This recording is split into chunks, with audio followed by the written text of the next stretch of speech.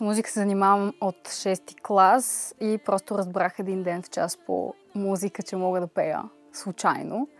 И се присъединих в една рок-банда от училище и общо взето от тогава се занимавам с това. Музиката за мен е всичко. Това, на което ме научи, е, че може да ме спаси от себе си и да ми покаже как се чувствам, когато нямам думи да го изразя. Артистите, които ме вдъхновяват, са Nine Inch Nails, може би по очевидни причини, Garbage, Duran Duran, което няма общо с моя стил. Напоследък почнах много да слушам Остава.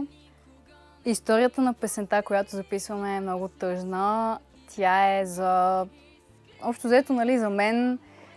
Спомням си, че я написах докато бях болна. Половината ми песни съм ги писала болна от грип, защото тогава съм затворена в нас и не мога да правя нищо. И се чувствах изключително отчаяно, че няма смисъл да се занимавам с музика, че няма да стигна до никъде, че мечтите ми нямат логика и смисъл и трябва да започна да се занимавам с нещо друго.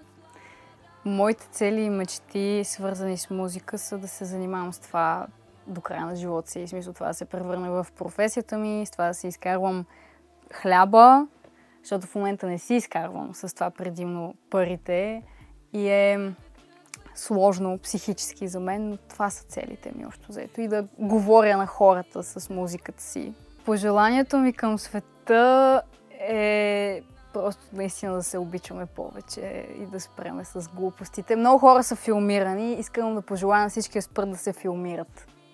Това е.